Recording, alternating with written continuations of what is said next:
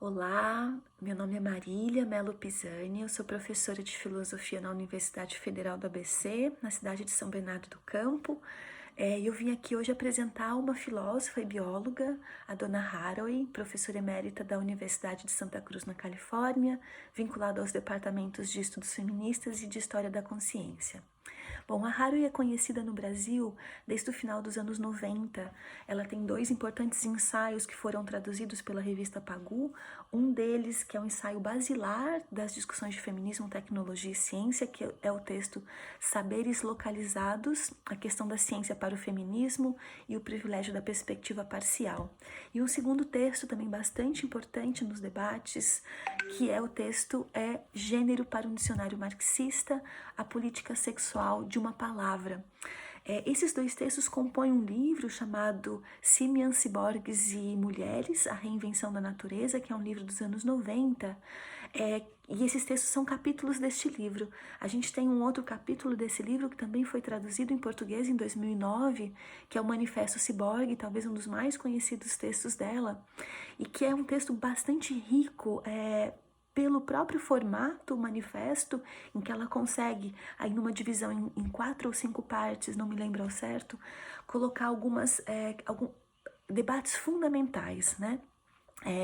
Que é o que eu vou então utilizar. O modo de apresentar a Haraway vai ser então a partir aí numa entrada no Manifesto Ciborgue, que enfim, o texto é mais amplamente conhecido. De largada, esse texto ele tem um primeiro parágrafo se posicionando em relação às possibilidades de um pensamento dialético, né? Ela vai dizer quando as contradições sociais não se resolvem ou quando as contradições não levam a um processo de superação, a gente precisa se posicionar de modo irônico, né? Então isso vai permitir a ela pensar a figura do ciborgue como uma figura contraditória,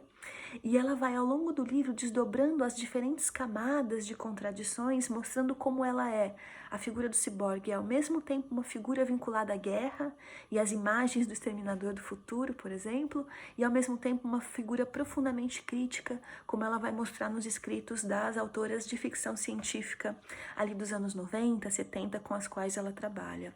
Ou seja, a tecnologia não poderia ser abordada nem de uma perspectiva tecnofóbica, sendo, portanto, a origem de todo o mal contemporâneo, e nem numa perspectiva tecnofílica,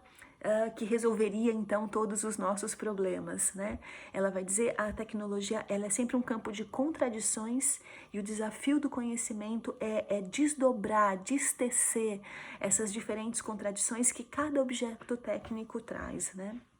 Haveria muito a falar por aí. Esse livro, então, o Manifesto Ciborgue, ele é um capítulo de um livro, na verdade. A gente tem outros importantes capítulos já traduzidos para o português, como Saberes Localizados, Gênero para um Dicionário Marxista, A Biopolítica dos Corpos Pós-Modernos, isso tudo referente ao livro Simian, Ciborgues e Mulheres dos anos 90, do qual esses 4 ensaios saíram.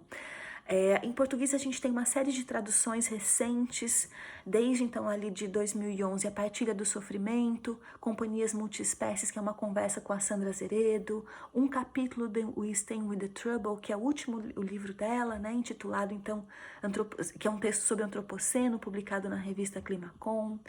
Um texto muito interessante, Raça, Doadores Universais de uma Cultura Vampira, Ciborgues e Simbiontes, e mais recentemente o Manifesto das Espécies Companheiras e Quando as Espécies se Encontram, que são livros aí de 2001 e 2022. Em espanhol a gente tem muitas traduções recentes também, né? Me parece que me chama a atenção, se eu puder dizer o que para mim ela vem mobilizando nos meus estudos, em primeiro lugar, ela permite desnaturalizar profundamente a noção de natureza, ou ela nos permite estranhar o modo como a ciência vem produzindo a natureza como algo natural, e ela faz isso a partir de uma dupla estratégia, que é um certo modo de narrar e de apresentar os materiais, as capas de revista científica, as palavras fundamentais que vão aparecendo dentro da história da ciência contemporânea, como gene, por exemplo, DNA, né, que é o primeiro trabalho dela, Crystal Fabric and Fields, que ela vai mostrar essas metáforas da ciência como profundamente articuladas com interesses geopolíticos, né, de financiamentos de pesquisa, por exemplo. Então, o que para mim me parece fundamental na contribuição dela, seja para a filosofia, seja para o feminismo e para as lutas sociais, é a gente entender o conceito de natureza como um conceito sobrecarregado de significados e que a cada vez que ele emerge, ele nos diz algo sobre os deslocamentos biopolíticos que acontecem em certos contextos, em certos momentos históricos, com certos contextos, com certos atores e atoras específicos, né? Então, ao fazer isso, ela também está colocando em questão algumas categorias fundamentais da modernidade, como a noção de indivíduo, de autonomia, né? E vai propor, portanto, um pensamento que não é nem pré-moderno e nem pós-moderno, isso é muito importante, mas é um pensamento amoderno, né? Tentando entrar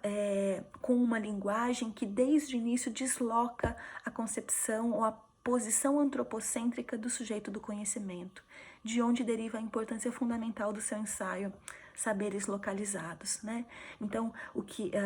eu poderia resumir,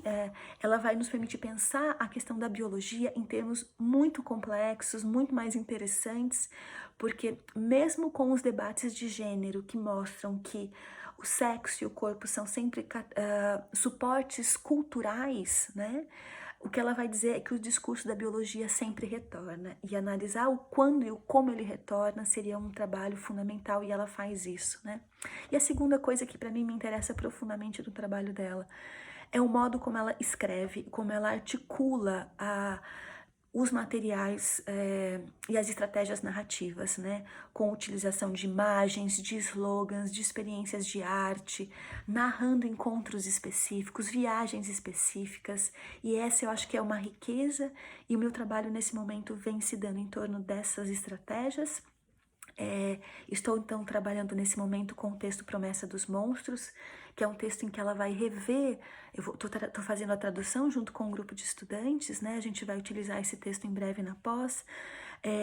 e esse texto ela vai então discutir a noção de representação política, o conceito de floresta, e vai pensar o que está envolvido nas lutas em defesa da floresta, seja tomando como exemplo um caso paradigmático, que é uma capa da National Geographic, em que você tem um indígena caiapó com uma câmera na mão, no pescoço, ela vai ver os múltiplos significados dessa imagem, e vai pensar também o que estava envolvido no assassinato do Chico Mendes, né? Então, só por isso já mostra para mim, e espero que para vocês também, a atualidade do pensamento dessa autora, e que fica aí um convite para a gente abrir mais espaços de conversa e mais espaços de diálogo em torno do pensamento dela. Eu agradeço a oportunidade de falar sobre essa autora e sobre como ela vem influenciando então as minhas pesquisas.